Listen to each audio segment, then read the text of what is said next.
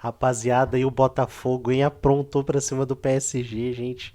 13 anos depois, um brasileiro conseguiu vencer um time europeu numa competição internacional dessas aí, né? Foi simplesmente surreal, cara. Isso foi uma vitória gigantesca aí. Mais uma das histórias que o Botafoguense vai ter aí pra contar o resto da vida, né? Já não bastou o ano mágico, o ano passado, né? Apesar da frustração do ano retrasado, né? 2023, 2024 deu tudo certo pro Botafogo. E agora, essa vitória no PSG representa muito, né? Lógico, não é um título ganhar do PSG, mas se você for pensar antigamente, que era o campeonato intercontinental, era entre o campeão da Libertadores contra o campeão da UEFA Champions League.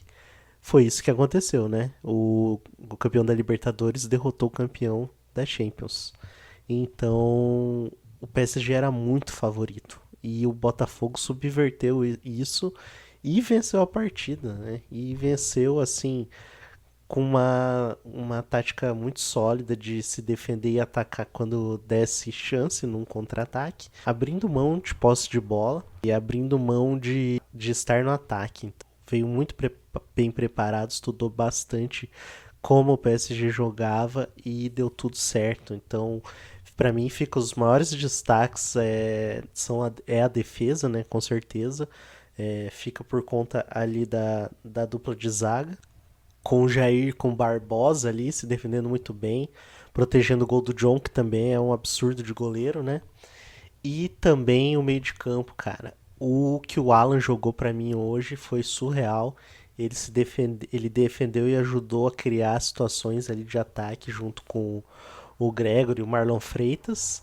E, cara, o grande destaque foi quem fez o gol da vitória, o Igor Jesus, que jogou muita bola, né? Ele ganhou na velocidade no lance do gol, driblou o zagueiro, dando entre as pernas do Pancho e, e finalizou. Ainda levou sorte da bola desviar no zagueiro ali do PSG e morrer no fundo das redes, né?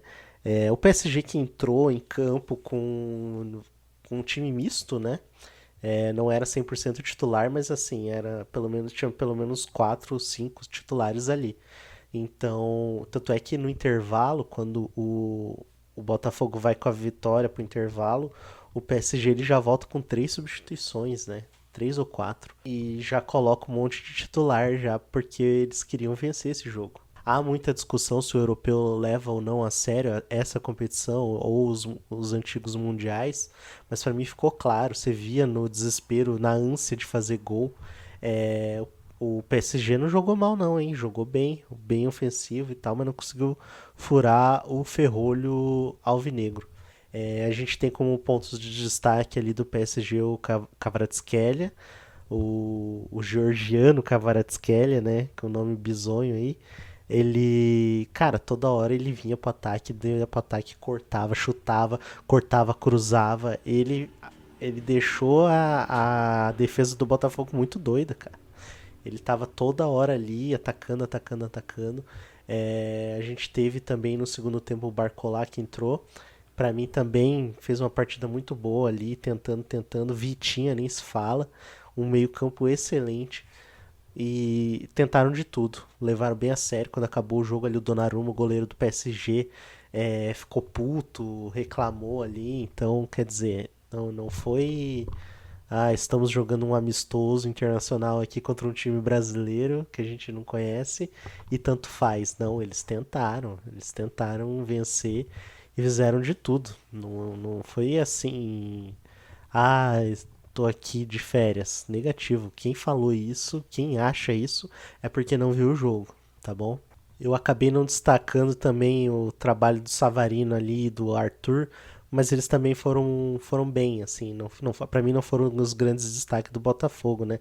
Até, até porque o grande destaque do Botafogo foi o coletivo, né? Isso aí acho que não tem nenhuma dúvida. A grande estrela do Botafogo é o time completo, né? Destaquei alguns nomes no início, porque para mim foram os melhores, né? E, cara, o Igor Jesus ele entra numa prateleira de ídolo ali eterno que muitos não vão conseguir chegar lá, porque para quem decidiu muitos jogos no ano passado e fazer um gol importante desse, cara, ele atinge um outro patamar, né? E talvez, para mim, o PSG, quando eu gravei o vídeo de simulação dos chaveamentos do Mundial, eu coloquei o PSG como o favorito ao título. Na minha cabeça, o PSG ia lutar pelo título e vai ser campeão. Só que partidas como essas, você começa a duvidar, né? Será que eu tava lúcido? Mas, na verdade, foi uma partida atípica dos dois lados. O Botafogo jogou como Botafogo em alguns momentos, né? Jogou muito se defendendo, coisa que a gente está acostumado a ver o Botafogo impondo o seu jogo no ataque. Então, méritos do técnico e dos jogadores que souberam assimilar essa mudança de tática, né?